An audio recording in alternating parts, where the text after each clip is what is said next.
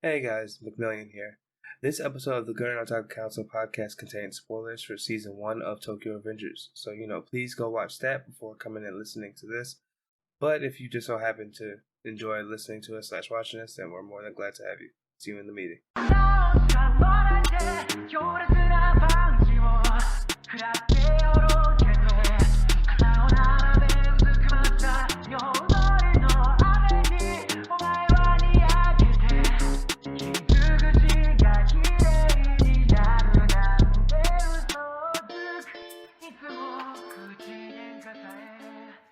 Hello, everybody, and welcome back to the Gurren Otaku Council podcast. I'm your host, Ace.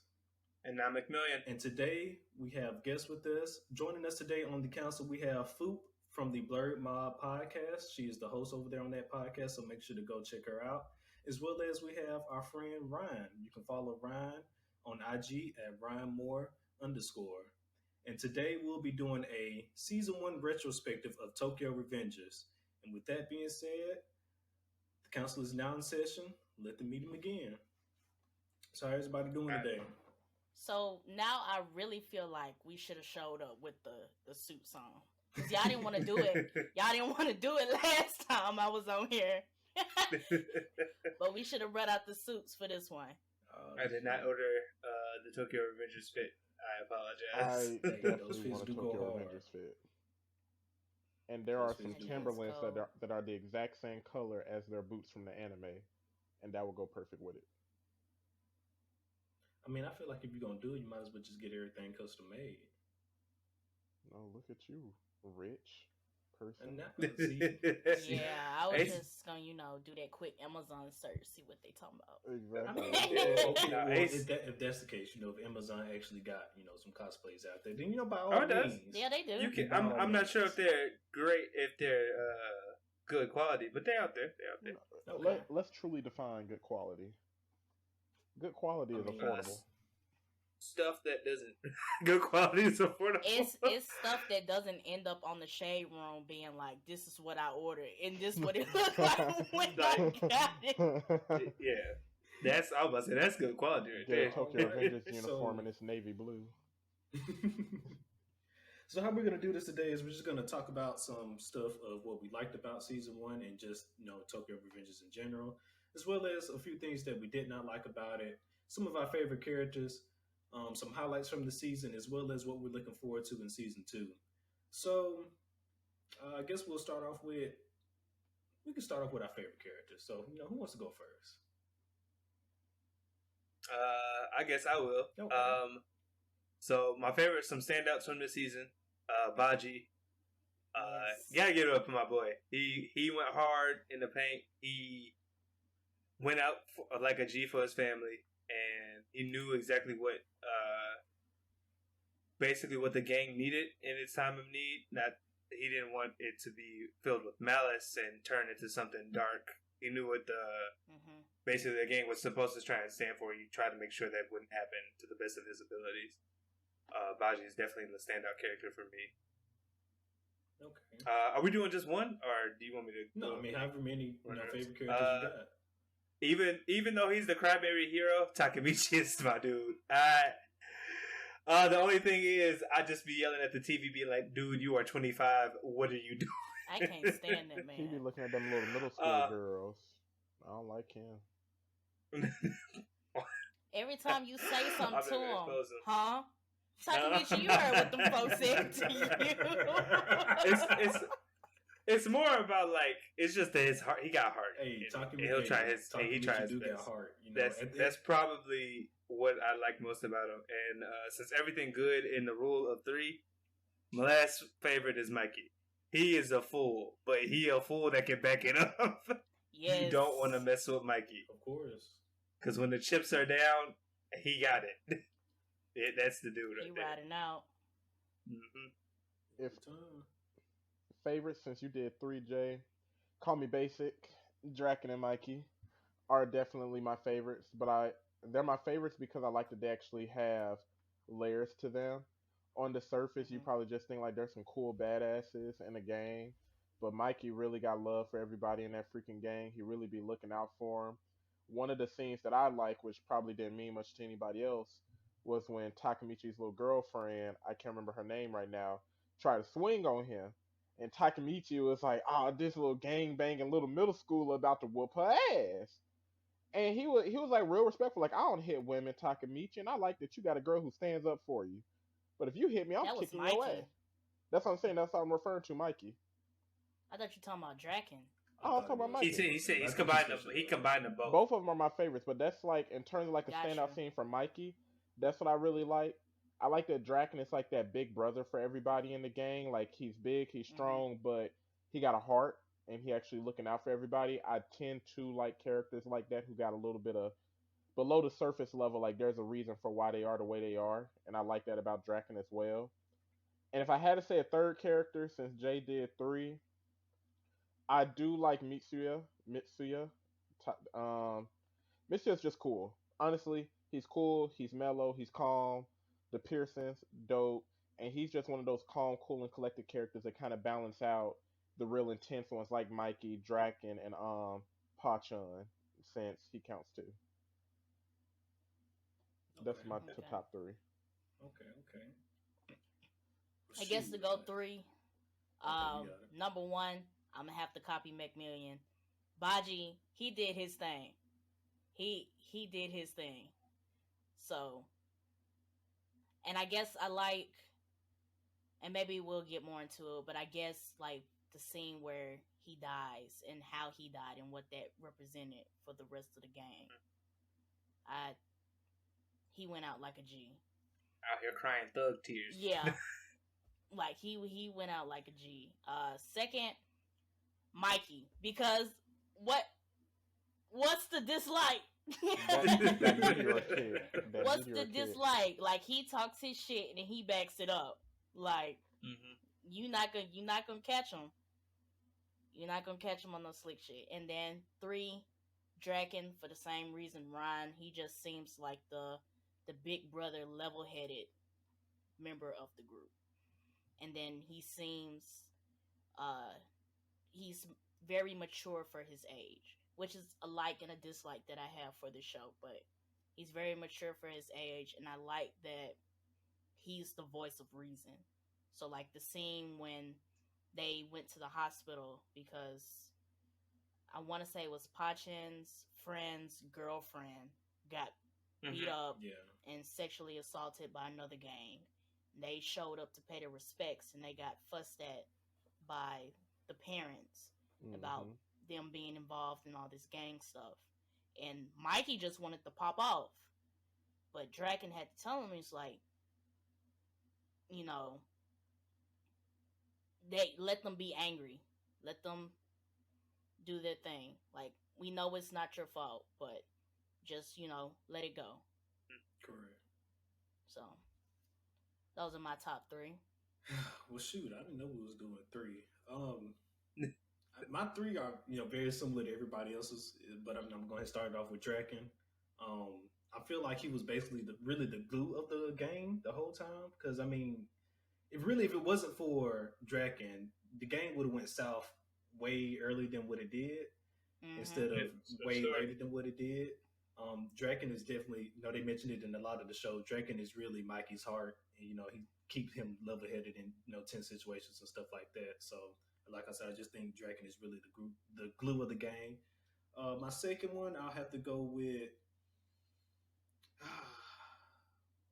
I fuck with Mitsuya as well. Like Brian said, you know, he's just a cool guy. Every time you see him on screen, he always doing something cool.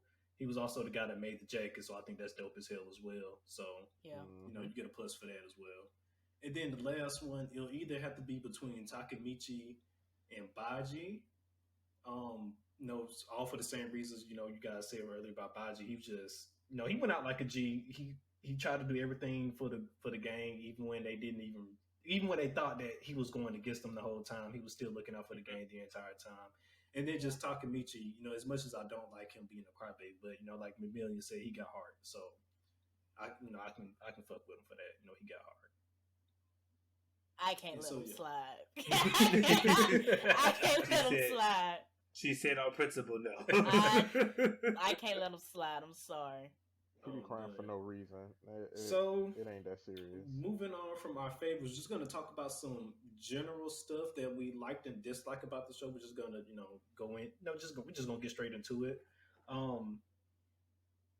One of the things that I dislike off the rip, like I said, we done talked about it already, but Takemichi, he has been through so much, and it's just like by the end of the season, you got to think that you got some type of like the crying got to go away at some point. Takemichi, you done went through all this stuff. We done get to the end of the season now, and you still crying.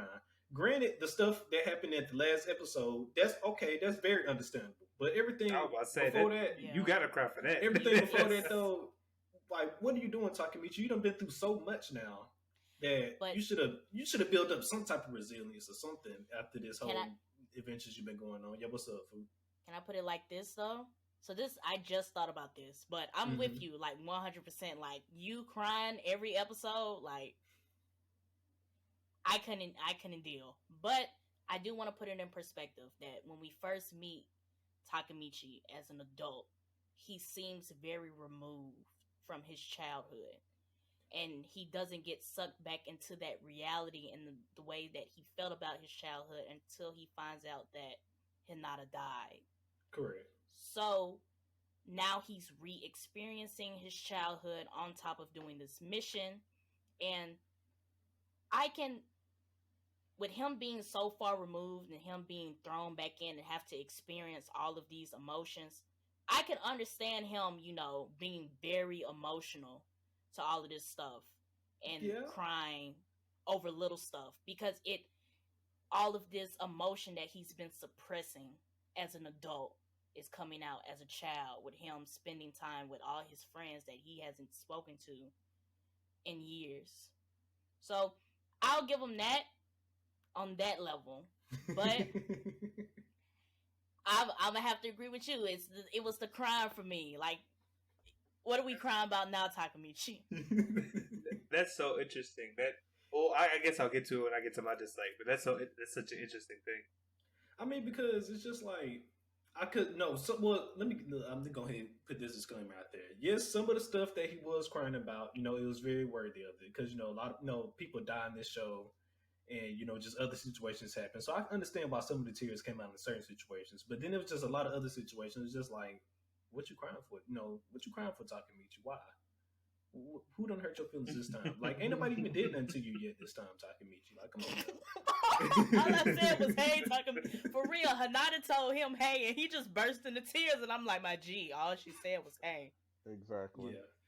Yeah. But moving on from that, one thing I guess I do have to appreciate about the show is just the whole general plot of it as well. So for those who don't know, Toyo Revengers is a show about a boy who's basically going back in time to save his girlfriend from dying due to gang violence.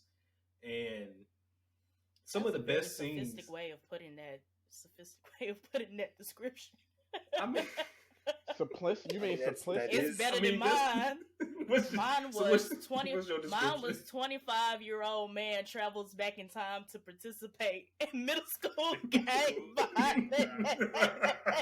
That's also I true. feel like that's the best. I like your description more. Both of these things.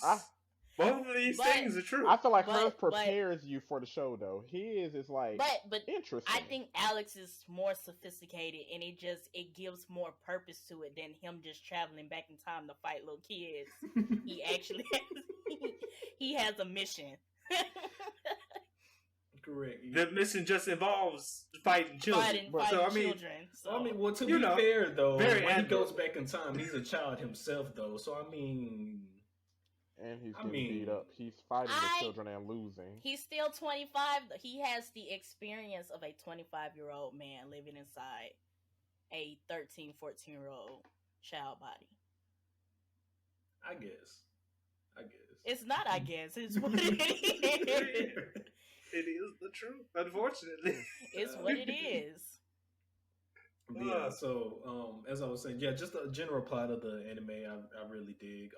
When I first started watching, I wasn't really sure if I was gonna really get into it, but I think the scene that really sold me is when Takemichi and his group of fans, they was being bullied, bossed around by the upper gang member levels and stuff like that. And it was one of the days it was at a fighting tournament and stuff like that. And then Takemichi stood up to I can't remember his name right now, but Takemichi stood up to his higher up basically. The guy with the bat. Yeah, and then Mikey come strolling in and just whoop his ass. I think after I seen that scene, it was like, yeah, okay, I think I'm gonna like this show. I'll let you have that. Yeah. I think I got sucked in earlier, because that's like what the second or third, that's like or maybe it's like I think the fourth second. episode. I think it's a second. Yeah, I think it's by the end of. That's around the end of the second episode. I think I got sucked in like the first episode.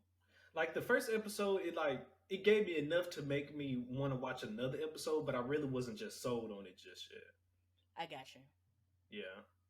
But before I just continue rambling on, I'll let somebody else, give their opinions on what they liked about the show. Are we doing liked or disliked? You did both. Yeah, I did both. Oh, did you do both? Yeah. Okay. I guess I'll start off with the dislike. To touch on Takemichi, it's not as crying. That honestly doesn't bother me as much because at this point I get it. You're a very emotional character, and that's fine. There's nothing wrong with that. At some point, though, like Ace said, nut up, kinda. But for me, it's you are 25, and it's like the moment you get back to being a kid, you forget your mission. That's what I was going to say. Or like when you get back to the present, you forget what your mission is. And I'm just like, how does that work out? Like, you've been dedicated. Okay. You've been showing me you're dedicated this whole time. And then the moment it matters, like with Kazutora, Kazutora killed Baji. I don't keep my eyes on Kazutora the whole time. Are you crazy? To be fair, it was a lot of stuff going on in that fight, though. But I don't care. I completely get where you're coming from. But before he could even get his eyes on Kazutora, Takemichi actually had to scrap this time. He was at this scrap. He did. That was one of my favorite moments. I ain't even gonna hold you. Takemichi actually had to scrap that time. So I guess to add on to McMillian's dislike, because that's part of my dislikes. It's not that he forgets his mission. For me, it's that it takes him so long to get back to the mission. That too. Because he pops up, and it's, what is this? Where are we? What we doing? And I'm just like, I can't do this every episode. I can't do this every time you go back and forth between time. Like, I know what's going on. Come on, catch up. Let's get into it. Let's get in gear. Yeah. Right. And that's my full dislike. Like, since basically y'all are both on it, it just doesn't feel like Takemichi is 26, and like we're all around the 24, 25 year range, and I'm like, you're 26 around a whole lot of kids. You should have a lot more control over what is going on, and maybe that's just me. Well, you have to. Well, granted, Takemichi's not into his adult life as well. Yeah, I was about to say he's not the. He's a pushover. He got first episode. He got bitched out by some little kids. It's not from a DVD store. It's not not that I don't understand it, but it is what I dislike. Like, I dislike the fact that it's like, if any other adult was said, go back into your childhood and fix some shit, Takemichi just keeps fucking up. His focus seems to be gone. He focused on this little middle school crush, and it's like half the reason he can fit in with these kids is because he's still a child in his own mind.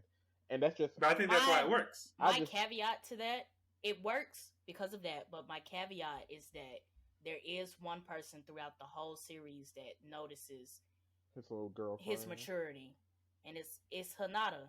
Mm-hmm. She does notice that he is a bit more mature than everybody else. Though when he gets with Mikey and the rest of the gang, he just seems like he's in kid mode, but she is at least one to tell him that he is, you seem more than what you are. Mm-hmm. Correct. Mm-hmm.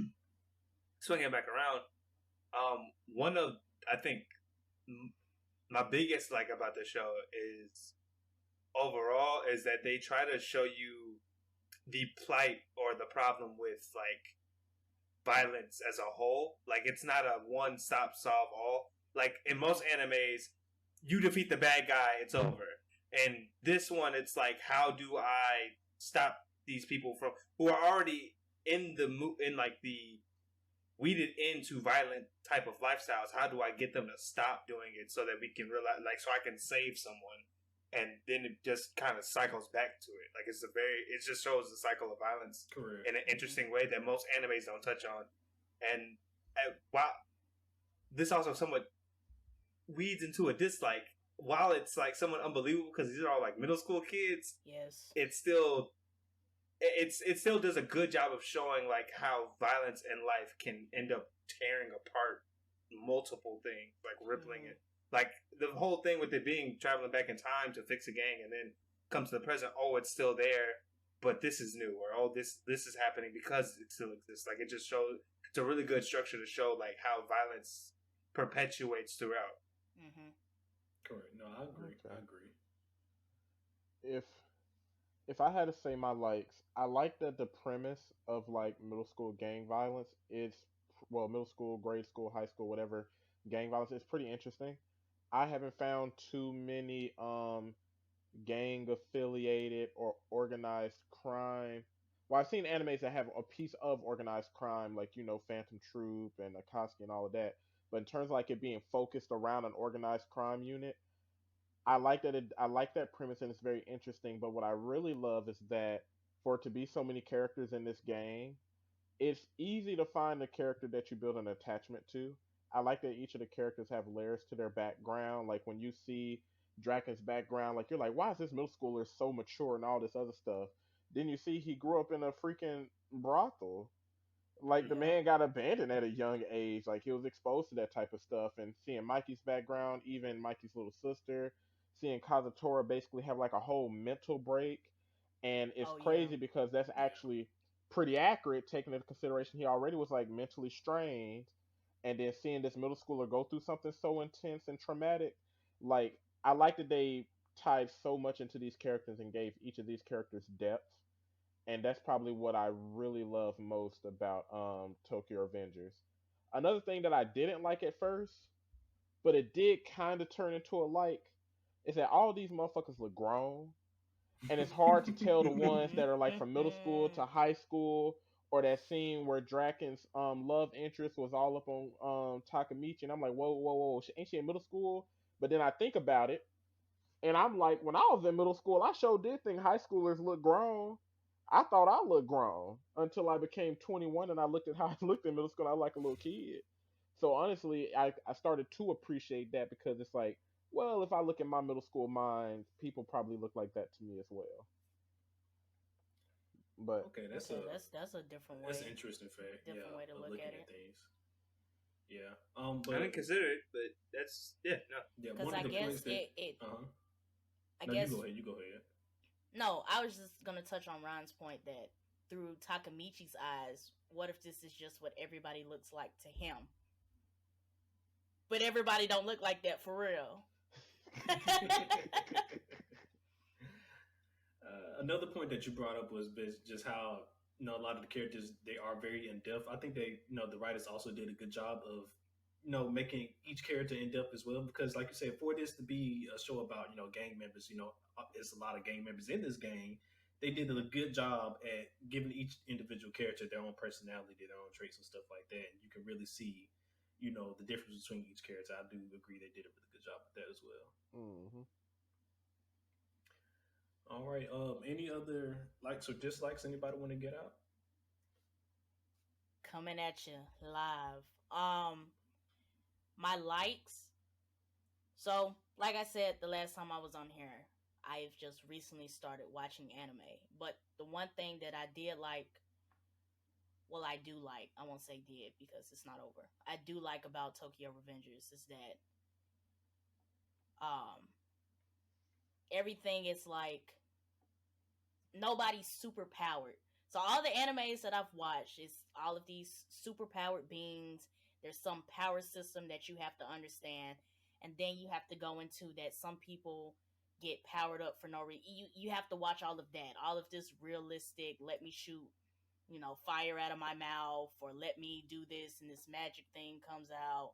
But Tokyo Revengers was basically like, we're real people. We don't have a power system. We just throw hands. It's either you can throw hands or you can't throw hands. That's it. You don't get no power boost. You don't get no magic peel. That's interesting. So this was like your first anime without like supernatural abilities and stuff like that? Yep.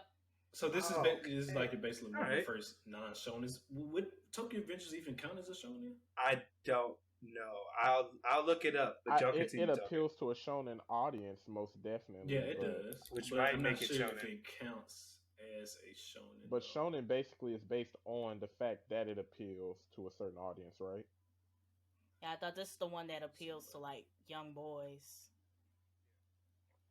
But the thing is, Jay, what's funny? I know you asked her that question, but if you really think about it, majority of animes, especially shonens, do involve some type of magic. It's just magic. Yeah, it's a shonen demographic. Yeah. No, they do. It's a shonen demographic. Okay, yeah. Mm-hmm. Yeah, so it's shonen. Yeah. Most animes are pretty magic based, or magic gets replaced with. Oh no! I wasn't saying. Yeah, but I mean, I wasn't saying. I was just saying. It doesn't involve. It's just being an anime fan for so long, it's like you forget how many stuff is.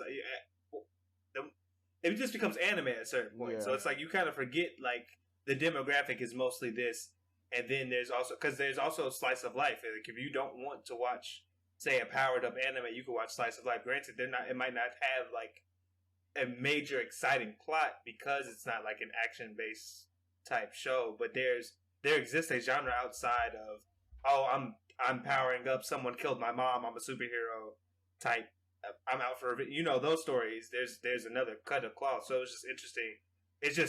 It's somewhat refreshing to talk to someone who is like doing this for the first time, watching for the first time. Like they have a different aspect to think about.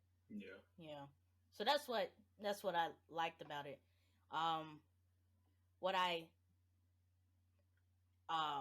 Some of my dislikes is one, I already talked about it, with Takemichi always waking up during the time traveling. He don't know what the F is going on. I want to go, now going back to likes, what I do like is that they explain how the time traveling mechanism works really well. Yeah.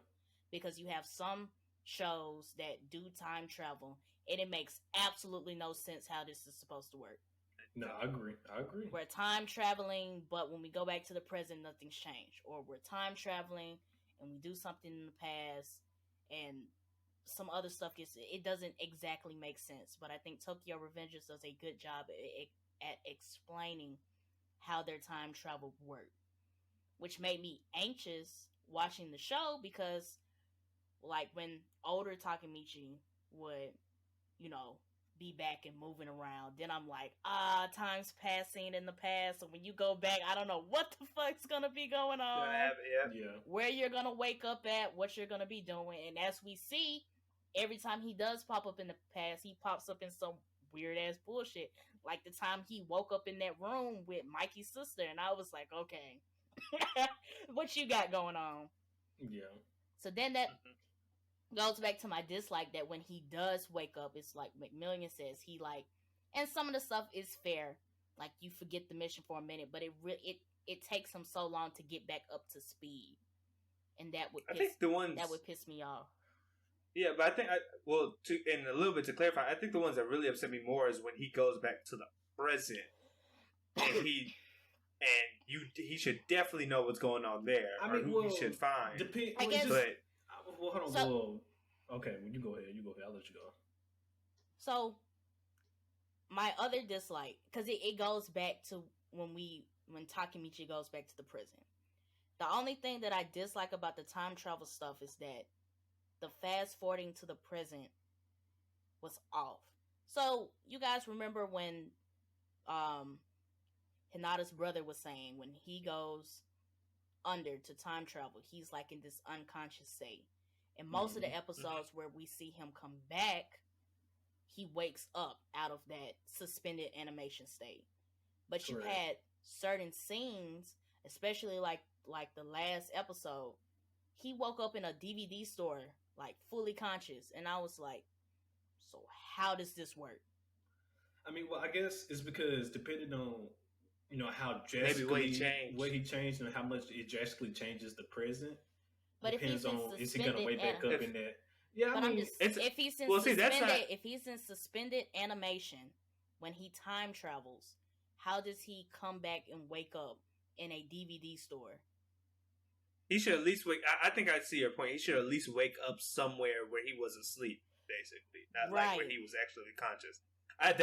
That is true. I think that it might be something they overlooked, basically, in the plot. But I do think the environment he would wake up in will at least drastically change due to how much he changed. And stuff like that. Like I would have gave it to him if he woke up and he was like sleep in the car on the way to the DVD store. Because like the exact scene you're talking about, when, like towards the end of the season when he goes in after the whole the battle where Baji dies and stuff like that. He comes back to the present and he's he's like you say, he's in that DVD store. Well, because he actually became the first division captain now back in the past, fast forward to the present, he's not going to be able to do that's a major, pivotal point in time to where it's going to change. I mean, no, I get that one. Yeah. That one wasn't the one that like upset me. It was for plot why they did that one. Like, I mean, when he came back and he was still working at the DVD store, I would after saving Draken, I would immediately went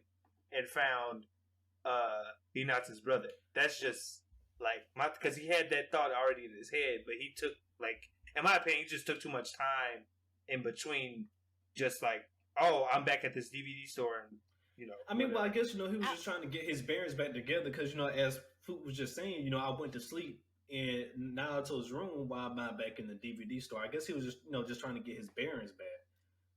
But after he did get it back, he went right and found Naruto. Then he was like, "Oh, Naruto." Well, Naruto found him right in the second time. No, we assuming Naruto found. Are we talking about when he was in this? No, this is not the last one. No, not the last one. I'm talking about when he came back after he saved Draken. Correct. And he had his old job back. Correct. That was the time Hinata was back alive for that hot minute. Yeah, and Naruto came and found him, and then the scene with the car.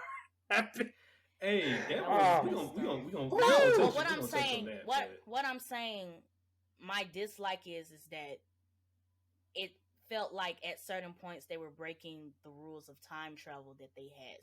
That they established. I get you. I think the author might have forgot continuity's sake that he said that he was in suspended animation. I understand that some of the stuff that he did in the past had very big effects on the future. Why certain stuff when he went back to the present, not the future, the present, stuff was drastically different. But if your rule is I am in suspended animation when I am traveling, why am I coming back to the present fully working in a DVD store? Or even when he went back to the present and he was like a high figure in the Tokyo Manji gang of the present, and he wakes up in the middle of him searching for a DVD. Right? Searching for a DVD, yeah. Right. So that's where I was saying now you're blurring up the rules. So that was I feel like they did that for plot too. I think that's why they blurred the rules or forgot, because they could have definitely played it off where he's at the very least sleep at the headquarters or something. They could have pulled that route. Correct. They chose. But but then you gotta also remember that fact where they mentioned Takemichi mentions when he's not back in the present, it's the older Takemichi that's still out there living out his life and stuff. So that could also play a role into when he's going back into the present. What is the older Takemichi doing, and like I said, changes the present as well, depending on waking back up in that suspended state or not. But no, I totally understand where you're coming from. Though it's just as we all know, time travel in any show can get complicated and convoluted. Very fast. But no, I totally agree with you. I totally understand where you're coming from, though, 100%. Yeah. My other dislike is just everybody's in middle school. I just don't understand why we thought middle school children was the appropriate group to do all of this for. Yeah. So on one level, when we first get introduced when Takemichi first goes back in the past and they fight the little group in the yard and they get beat up. And I was like, okay, this is some middle school level stuff. You meet up in some random field and you scrap it out. But then it got extreme. Like, they started doing fight clubs. They meeting up in the middle of the night. Motorcycles. You have grown men overseeing gang fights. And I was like, they're fighting in warehouses. People are stabbing each other. And I was just like, I don't understand why middle schoolers. Me and Ryan discussed this. I feel like that goes back to what you said earlier, though, Jay. When you said how we're so used to anime, because Portia, in retrospect, almost every anime, when you look at the main characters, they're all between like 12 and 16. And that's something that I've honestly just gotten used to, but I guess it's more apparent in this show because you actually see them go to school and doing this intense violent stuff in a more realistic world. Okay, I'll give you that. Well, it's not only that. I think it's because maybe, well, not to cut you off, it's just, I don't know how, what middle school Japanese students act like. I don't know if they're that heavy into gang violence. So I was like, in America, even the ones that are somewhat into like gangs ain't really out here stabbing people at that age. Yeah, I guess maybe in high school, but middle school. It's the real psychotic ones. A few kids that find their way into gangs and gang violence and stuff at a young age. So not necessarily like a whole group of middle schools just making their own. Yeah, that's what I'm saying. I was like, it's not usually that wide. What I'm saying is like, it's not usually that widespread. Correct. If it is someone that young, it's usually like maybe a handful. It's not like we have an army of middle schoolers ready that's my thing. Murder. That is my thing. And it's not even one group of middle school kids. It is multiple armies of middle school kids ready to nuck if you buck. When ready. So, but I'm going to give it to Ryan because previous animes I've seen, examples, Naruto, Hunter x Hunter, they were little kids doing all this stuff. But I think Demon Slayer, they're teenagers and little kids. Demon Slayer, but I think it varies from But I think what really like hit me is going back to my like about it is that these aren't superpowered kids. Like, I was about to say the world in some way, this world could be very realistic versus Gon's 12-year-old ass fighting in a tower or trying to beat a video game with a clown. Because I was about to say the world electric ass friend. Yeah, I was about to say the world of Hunter x Hunter has already shown that children can do extraordinary things. So it's not like it's not that drastic. This is like based in somewhat based in reality. So right, and like I guess seeing a 12-year-old stab somebody is like, hey, or seeing a 12-year-old kill himself in the middle of a full-out gang fight. It got so dramatic that a 12-year-old decided, like, to end this shit, I need to kill myself. Hell, go back to Kazutora. 12-year-old pulled out a freaking crowbar. Tire iron. It was a tire iron. Yeah, killed somebody and then literally had a whole mental breakdown saying, "It's Mikey's fault. It's Mikey's fault." I guess that's why it hit for me because all of these situations that they're in could happen. They're very realistic. And in real life, a 12-year-old could not handle that stuff. That's what I like too. Right. I mean, like it'd be a handful. It'd be a handful. Yeah. Like people that probably would even want to get into shit. So like I guess it's the realism. So okay. That's what got me. And maybe that's not just a dislike. Maybe that's just something that was like an intertwined kind of struggle a little bit. Yeah. Yeah, no, because sometimes like how Ryan pointed out, like how Kazutora had to trick himself into thinking Mikey was his enemy just to like keep living. Yeah, that was like, wow, that's insane. But in a way, I've seen. I mean, like that. Some people, that's how people go throughout their day. Is like, I have to make this make sense for me to continue. Yeah. Going on, or I'm gonna just break down. And that was something I had to give it props for. But at the same time, there are moments where I'm like looking at Draken and I'm like, this is a teenager. This is either a teenager or a grown man. This cannot be a 12-year-old. And that's why I said in the beginning, if you go back to your middle school mind, like in your middle school brain, and think about that one middle schooler that had facial hair, did they not look grown to you from that perspective way back when? And high schoolers in ninth grade look grown as hell when you're in seventh grade. Fair, you're not wrong. Some of the you're not wrong. Did look grown though. So I mean, from our perspective back then, Draken was like 6 foot. That's what bald, I'm saying. shave bald on the side, tattoo going towards the back. Now Draken is an outlier. I was. Don't think he missing is like a goatee or something. The only thing I would give to him is that he's like 15, 16. So if they had to throw Draken's ass in school, he would be in high school. In high school, yeah. 100%. But before he's just running around with these middle school age kids. And everybody else just at the middle school down the street. I'm done. So before we move on to our next topic, I got one last light that I do like about the show, and that is the goddamn music.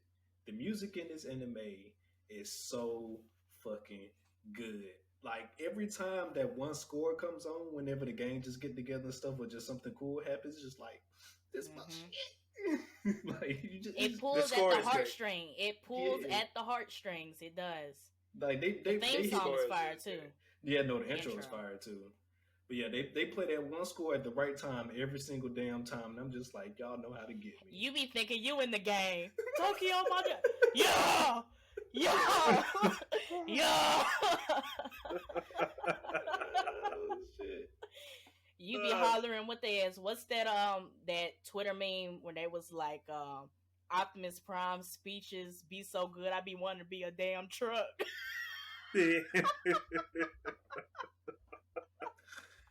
But no, that shit hit every time. It's every time Mikey hit that meteor kick on beat that get me, or when the music go off. I'd be like, put me back in middle school. I'll give it that. It has a really good score, and they know when to play the stuff at the right moments. They do. So moving on from that, we're going to talk about some of our favorite highlights from season 1. So who wants to go first? We'll me? Go. I guess we're million. Okay. Sorry. I just was like, because it's something I think back to. Baji got stabbed and proceeded to beat everybody. Like, he went through at least 7 people before he passed out. On top of a truck pile. On top of a truck pile after getting stabbed. Put that 12-year-old under the jail right now. That man is dangerous, and they had to kill him off, because if they didn't, he'd be a problem. I mean, a lot of them is a problem though. Not just Baji. A lot of them fools a problem out there. Yeah. I mean, right? You not wrong. Mikey is the main problem out there. Goddamn it. You not wrong. But I'm just saying that was crazy. I was like, that's why he's my number 1, because he showed out. He got stabbed in the back, and he was like, "Nah, I'm cool." What do you mean you're cool? Proceeds to fight 7 people. Oh snap! If I had to say my favorite scene, and this is where I really acknowledge Mikey is like a real true ass leader, is when Draken got stabbed and he was in the hospital, and everybody's sitting there crying and upset, and Mikey walks in and he's like, "Why are y'all crying? Draken is going to be all right. We just got to sit here and wait for him." And he sat down there with a smile on his face. And then you see when Draken's okay, he smiles, he walks off. Everybody's cheering, everybody outside, crying, all excited, all happy. Then you see Takamichi sneak away. He's like, "Where the hell is Mikey?" And you see Mikey have a whole breakdown and finally let that pain out. I like that, because when you look at like leaders in a group, or even our parents, how they got to be strong for the folks who look up to them, and they gotta keep themselves together, and stay guarded so that they can keep everybody else motivated. It really showed Mikey's humanity and his leadership skills, and I love that scene. Like, I expected myself to say that an action scene was my favorite scene in this anime, but that scene alone, that topped it, especially since I adore Mikey as a character. I really respected him as a leader for that. I think the other scene that I like that highlighted Mikey as a leader is when he brought in Kisaki. So the whole thing was like, we cannot let Kisaki in the gang. We can't let Kisaki get close to Mikey. And as I'm watching it, I'm just thinking that somehow Kisaki has gotten in Mikey's head.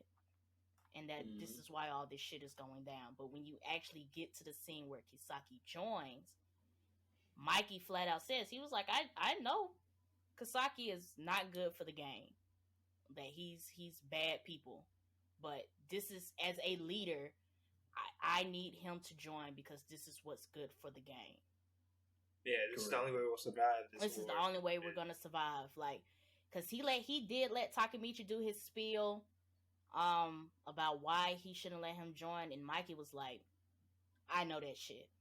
I know that Kisaki is not a good dude. Like, he don't have his screws on straight, but I have to do this I have to put my personal feelings aside and do what's good for the gang. So, yeah, okay. One of my favorite highlights of the season is the first battle when Draken was supposed to die, and after he got stabbed and everything, and Takemichi is trying to get him to the hospital, and then they're in that back alley, and then that same higher up comes back again and try to finish off Draken. That got to be one of my favorite scenes because that's one of the times we finally get to see, as McMillian say, Takemichi nut up. Takemichi did what he had to do to keep Draken alive at that point.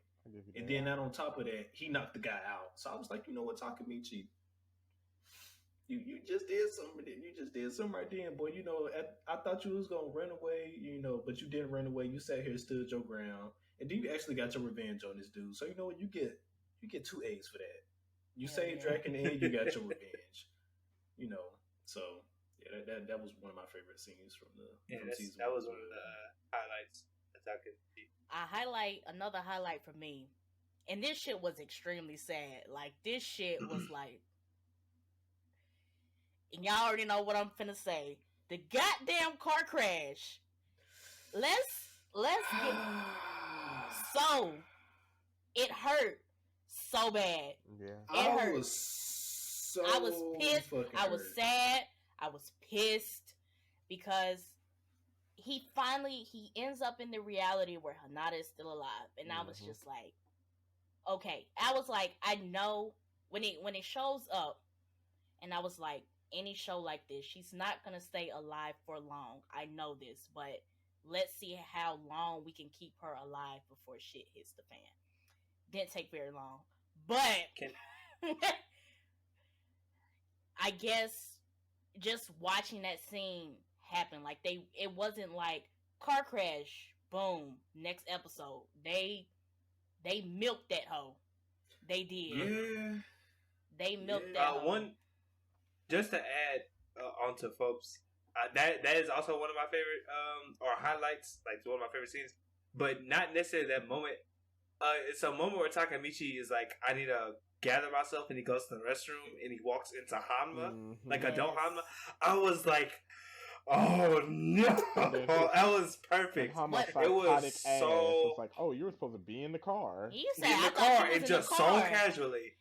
What pissed me off? Yeah, he just said it so casually at that really pisses you off as well. Like, I'm supposed to be in the car, and then you just immediately think, fuck no, he not in the car. Like, it was so good. What pissed me off, and this is why I was saying they were milking it, because what pissed me off is that Takemichi did not immediately recognize who that was, and I was just like, it's.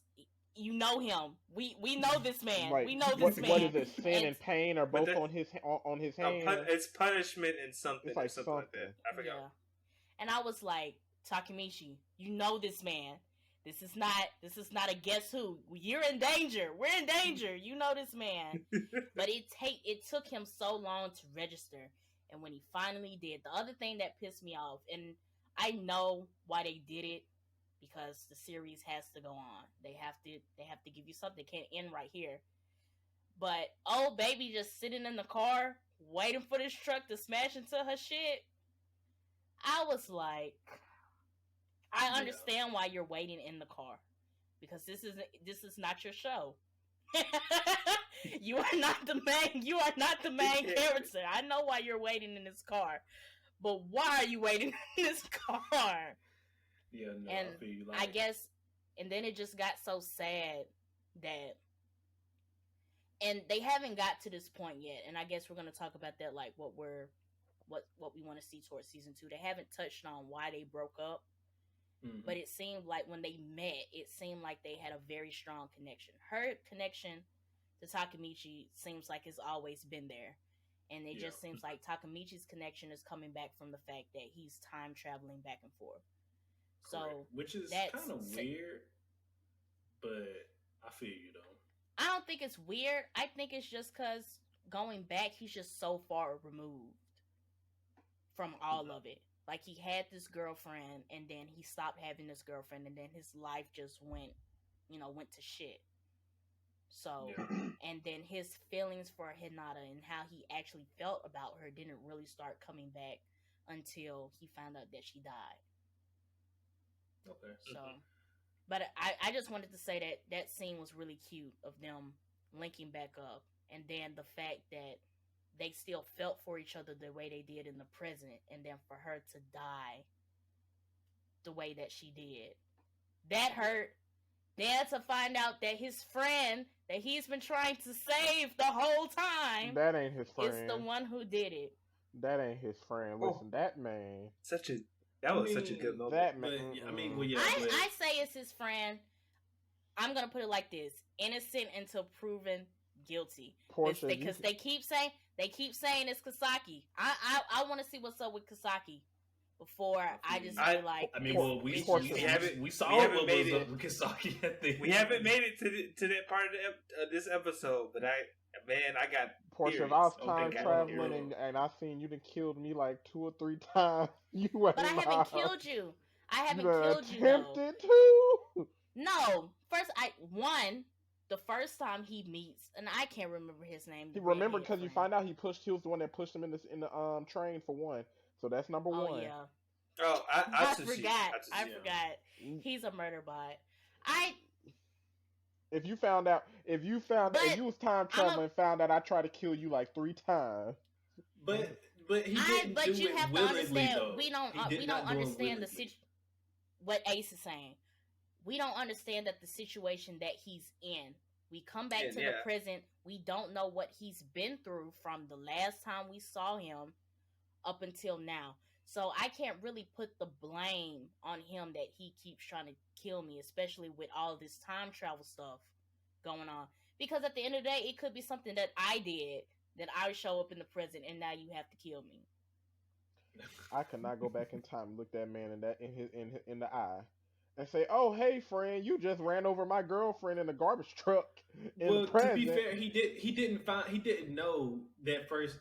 After he went back after that time, after Hinata died, it wasn't until he came back that second time and he went back and found Asushi when he was all grown up and stuff, and he was explaining to him everything that's gone down. He was like, ever since you left Takemichi, everything with the shit, the gang just went crazy and everything. Kisaki just ruined everything. I was the one who tried to kill you, not once but twice, but Yeah, and every time she also makes sure to say Kisaki is terrible. Like he's the leader of the Manji gang now, and he has done terrible things.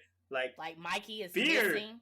So fear is a powerful motivator. So I can't say I don't know what they have on Atsushi, but obviously it's strong enough for him to betray his best friend. Yeah, that's what I'm saying. Like, I'm not gonna hold it against him until we find out, what's really going on. Yeah. So, any other highlights from everybody from season 1 before we move on? Just one last thing. I really liked. I mean, since we touched on Mikey being a leader, the last or one of I think the great examples of that, after Baji's death, when Shifuyu was at the grave sharing food with Baji, technically, but like the last time, Mikey was there and met him, and was also paying his respects to his brother and stuff like that, and took that opportunity to reach out to Shifuya to basically like to have a discussion on what is the best for the Manji gang moving forward. And I just thought that was like really, it just showed how much Mikey grew from losing a friend. And even though he could have basically just said, forget about it, I'm still mad, he took the time to internalize Baji's last words and really was like, how can we move forward? Yeah, no, I agree. So one last highlight I do have, and it's basically one towards the end, is when our boy Takemichi became First Division captain. Yeah. Like, that whole scene, it was just like, I wasn't ready for it. You know, I was not ready. I was not ready for it. Just as much as Takemichi wasn't ready for it. For this man to basically go from a grunt to then get into the game and then just jumping all the way to First Division like that, it was just like, you know what, Takemichi, you've been, all your struggles ain't been for nothing, boy. It ain't been for nothing. Until the end of that episode, right? Until the end of the So you see it was. Boy thought he was living the dream. Yeah. But so yeah, that whole scene where he becomes the First Division captain, you know, it hits hard. And then, like I said before, the music just come in right every single time. So every time, that scene was hype. And then he was boohooing in front of everybody too. You know, our favorite. What you said? He was boohooing in front of everybody too. He was in that. He was in it. He was. He was upset. So moving on from our highlights from season 1, we're gonna go into what do we want to see, or just theories that we have for season 2. So, just to give a little recap of basically how season 1 ends, Takemichi goes back into the prison after becoming First Division captain. He realizes everything is totally different now. Like, he's basically the hot shit now. He goes in. There's a big meeting with the Tokyo Manji gang. Kisaki ends up calling him up to the top of the penthouse, wherever building it was at, and he basically, Takemichi and Shifuyu, and he kills presumably both of them. Kisaki got both of them. At least that's how it seems it ended. Shifuyu definitely gone. Yeah, that's how it ended. Now I'm not sure how they're supposed to spin off that plot twist when we literally saw Takemichi, you know, get domed to the head and stuff like that. So I'm not sure, you know, where we're going from here. So what do you guys think? What are your We don't necessarily see Takemichi get domed to the head. Yeah, I was about to say. We got a black screen. Is he not his brother? I swear she walked in and shot. That's what I was saying. I'm thinking it's Naruto. So y'all going with if we didn't see the death, it didn't happen. I mean, that's usually how it works in anime and video games. If you did see them die in movies, if it's not an on-screen death, they still around. I think Takemichi's gonna be our main character for a while. I don't know if they'll they might ever shift, but I think for at least this next coming season, he's still definitely the main character. If it's not Hinata's brother, it's somebody. It's somebody. Somebody got. It's either Mikey or some other member of the Manji gang that. So let me ask you this question: if it does turn out that Takemichi is dead for whatever reason, who would you like to take up as the mantle for the next main character? Kazutora. Why? That would be interesting. He's like Pope just said, that would be interesting, and I think he has besides Takemichi, he has the most to repent for. Okay. He has a lot of stuff riding on the Manji gang, and he has a lot. I feel like he can try and. But did he not go to jail though? But he might be out by the future. We don't know where he. Every time they went to the prison, he didn't ask about where.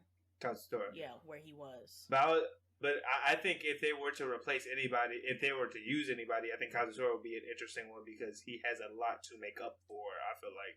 In terms of everything that's dealing with the Manji gang. I think so. If anyone probably would want it to go back to what it was supposed to be, it would be him. Before I imagine this, not to interrupt you, Portia, before I even further that theory, are you saying they get Kazutora get time traveling powers too, or Alex said if he's speaking. I still think Takemichi's alive, but he said if they had to, or if someone could replace him, who would you want?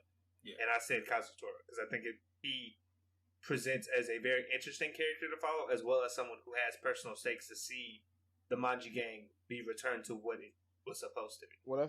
That's the thing. It's like I couldn't get too deep into that because it's like at the end of the day, for there to be an audience surrogate that pushes the plot forward, it will have to basically be somebody who got the time traveling powers to at least to continue what they started up in season 1. I mean, but at the same time, we don't know how the time traveling powers work. Work for real. Like what? Because all we know is that Takemichi had a near-death experience, and all of a sudden he now has this ability. Mm-hmm. Right. Yeah. Which I have no theories about that, but I do have a theory that I think someone else has that power. But we are like-minded. So my other answer to Alice's question that I think would be interesting, because we're talking about like repentance. Maybe Mikey. I think it would be interesting because in the present nobody knows where Mikey is. We just know at a certain point Mikey went off grid and Kasaki took over. Yeah. But as Takemichi started doing his journey into the present, Mikey took a very strong liking to Takemichi. And if Takemichi dies, it would, I guess, if we came back to season 2 and it was focused on Mikey, him hearing that news and him trying to figure out how to deal with it. So maybe it would go into him trying to rekindle old bonds, talking to Draken, talking to other members of the Tokyo Manji gang, and then going back in time to see like where he messed up or what he could have did differently. And it may turn into him, and another interesting plot line could be him going back in time and trying to, this whole mission that we watched Takemichi do, he's trying to thwart all that shit so Takemichi doesn't die. So I never considered that Mikey could be the other person with time travel abilities, because I do believe it's somebody else with the abilities as well. But you do make a good point. Like, where is Mikey in this entire sequence? And it's like, could be him. At first, I thought it was like Kisaki because he's just a bad guy and he happens to be around. But my theory is I think it's Kasaki, that if there was somebody else that has the time traveling ability, I feel like it's Kasaki. Yeah, no, same. Because to me, that last line specifically, my crybaby hero, I was like, what do you know that I don't know? Mm-hmm. Kisaki, what's going on here? Because my thing is that when so it got to a point where the time traveling was just happening too smoothly for nobody to recognize that something was different. Mm-hmm. And I was like, it's going to get to a point where somebody else is going to get this ability, or they're going to know what is going on, and it's going to fuck up the whole thing. And my guess is that it's either Kasaki has that power, or he knows what's going on. He knows how Takemichi has been making all this shit shake. Yeah. Because, that's an interesting theory as well, because, throughout the whole season, Takemichi and the others, they was always wondering, like how did Takemichi know what was going to happen here and, what's going to happen at this time and that time, stuff like that. They was always curious about how they knew that Takemichi was basically, one footstep ahead of everybody else. So to hear that, mm-hmm. I didn't really think about the possibility of somebody else having the power, but I did think about the possibility that somebody did find out about Takemichi's power, though. I just think if we're going off of like context clues for why Kisaki might have it, it's like he's aware of all the people he needs to avoid to get his try and get his task done. Like he knew that he had to get Baji out of there before the whole fight started, or eventually, or it would all fall apart. His plans would fall apart. Yep. He knew that if they took Draken off the table, that Mikey was going to make the Tokyo Manji gang into something terrible. Like he kind of has like he's also like interweaved throughout this like narrative. I'm just like, someone else seems like they have this ability where they know what they need to do to alter stuff. He always seems like he's one step ahead. Right. No, I agree. But yeah, like I said, that was an interesting theory. That's something I did not think about at all. So So I just think I would like to see them expand upon that more if that's going to happen. If that is like the case, I would like to see at least the probability or the thought of that come up in season 2. Mm-hmm. I would agree. Because that was my thing. They were suspecting of Takemichi, but because of who Takemichi is when he goes back in the past, they would touch on it, and then he starts crying or does some stupid shit, and then they forget about it and they move on. But I was like, this is happening too many times. Like, this shit is going too smooth for nobody to realize that he's doing some weird ass shit. That he has time traveling powers, and I felt like the person who would have figured him out was Hinata, because she's the only one who notices at certain days or certain points of the week that he turns into a completely different person. She acknowledges it She's too. Like, she's like, "Oh, you're back to the Mm-hmm. old Takemichi and all that other stuff." Right. Yeah. She always points it out, and I don't know if it's because she's a female character or maybe it's because she's in middle school that she's not really like thinking too deep about it to put those pieces together. But I thought that she might have been the one to get him caught up on what he was doing. That would also be something interesting to see later on in the series if that does happen. Mm-hmm. I wouldn't mind seeing how that plays out. Like, she accidentally like sets him up unknowingly because she reveals like this information about him, or something like that. Something where she's like, I think you might be a different person. She just figures it out. Or that, yeah. And he has to end up. He has to either make the choice of lying to her or telling her the truth. And this was one of the things that I wanted to look forward to in season 2 is why they broke up, because that just seems like a big thing too in the series. And what if that was the reason? She figured him out, or something happened where he had to make a choice that either I have to tell you everything that's been going on, I have to tell you why I've been traveling in the future, I have to tell you that you're dead, I have to tell you that all this stuff is fucked up, or I can just break up with you and you would never find out about any of this. Yeah, that's another interesting, point to look at. Because she did say when they did meet up in the present that he never gave her a reason why they broke up. Correct. He just broke up with her. Yeah. Damn, y'all coming out here today with these theories. I'm trying to get my check, man. What? She trying to get her Funimation check now. For real. I had to go to a different department. You gotta go to a different department. Now you're on a different platform, switch departments. She trying to get that check. You said she taking the checks from us now. She getting her sponsorship. But okay. Anything else anybody's looking forward to from season 2 of Toyo Revengers? I'm looking forward to learning about the other division captains, because there are some captains that we haven't gotten much of, and rightfully so. The series wasn't long enough to so far to even see them much, but we've got a taste of them. The orange-haired kid who's always smiling all the time. Isn't there another one who's pretty much big and tall, kind of like Draken almost, or he's not a captain but a lieutenant? I think he's a vice captain. Vice captain. There's a few more folks in the Tokyo Majin gang that I would love to see them expanded upon and see their character development.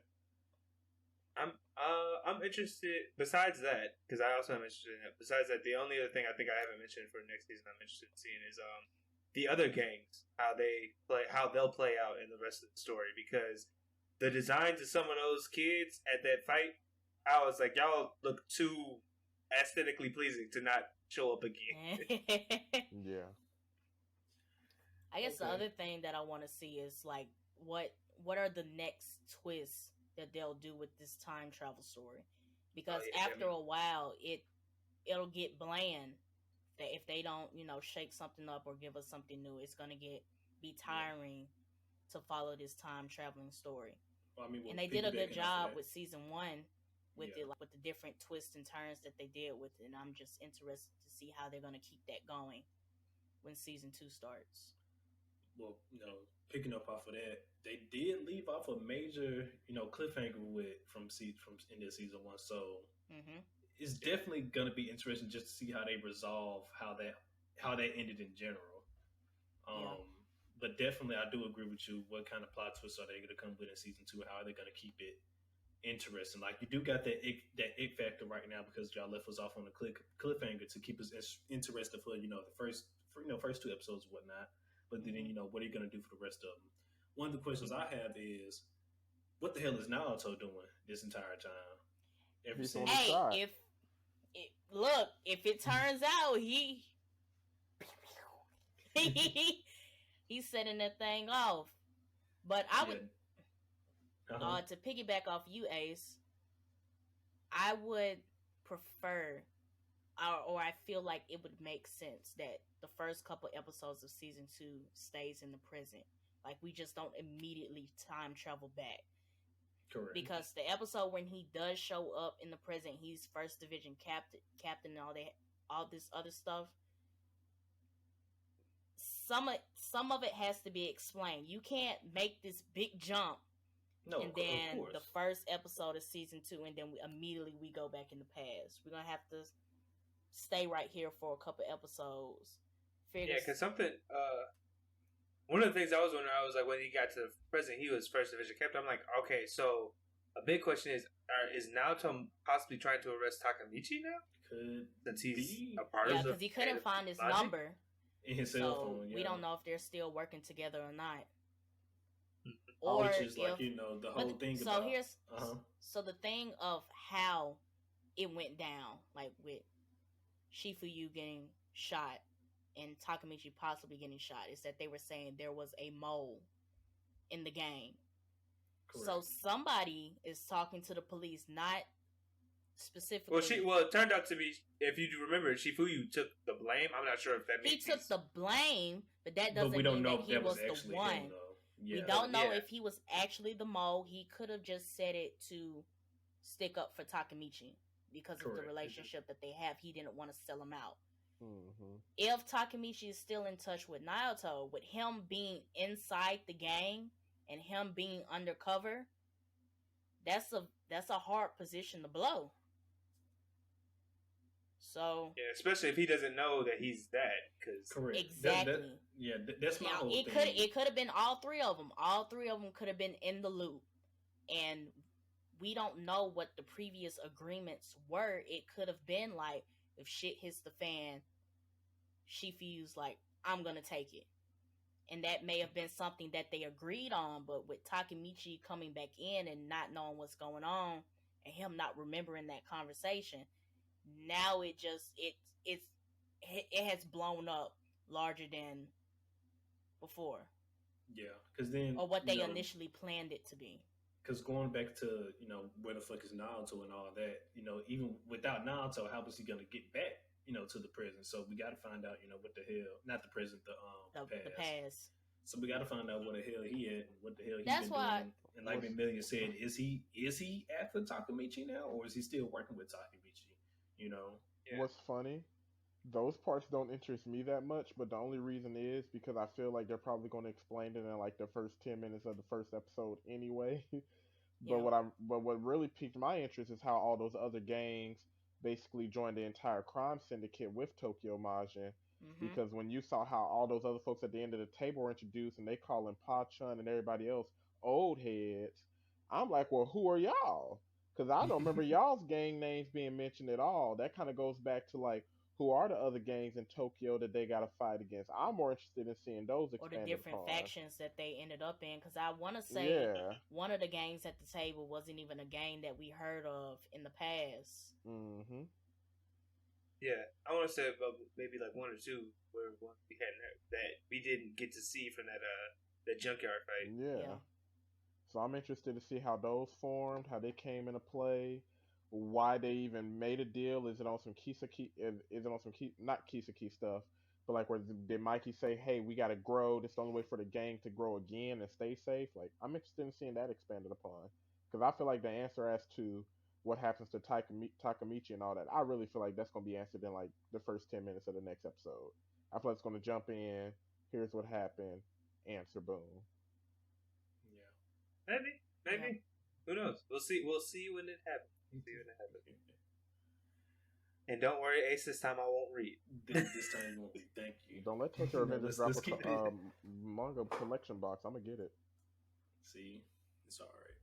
You know, y'all do y'all. If y'all want to go read the manga, be my guest. But me, I'm just gonna stick with it. I did look up the manga for Toyo Revengers, and I have to say that everybody looks completely different, and it turned me off. So.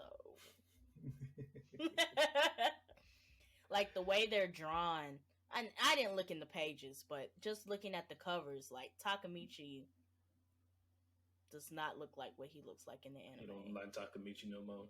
He don't look like. They soften the. I feel like the if you look at the pages, they're not as real. I forget. I don't know how to describe the manga art. The cover art is very like striking. But in the actual characters, they actually don't look too off from their anime portrayals. I feel like. Okay. But the cover art is very striking. I know what you mean. That's what turned me off. And I'm looking at it, and I was like, "Is this supposed to be Takemichi?" And I was like, I don't know. Wait, is this Hold on. Yeah, I was about to say, yo thing. I don't think that's very bright, sir. Well, hold it for a minute because your computer might focus on it. Right. Yeah, that's him. That's him. Yeah, but like I said, the manga cover art is very striking. If you actually like look at his manga appearance, it doesn't look too far off from how he looks in the anime. It's just for some reason the cover art is very striking. Why they make Mikey look like this? Mikey-kun.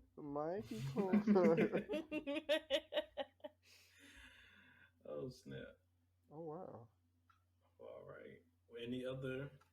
Any other season 2 things we're looking forward to before we close it on out here? No, I think I covered all of mine. Most. I said what I said.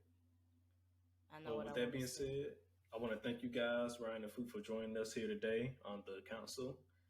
And so if you made it this far and you made it to the end, make sure to comment down below what is your favorite character from Toyo Revengers, or what is some of your favorite scenes from the show as well.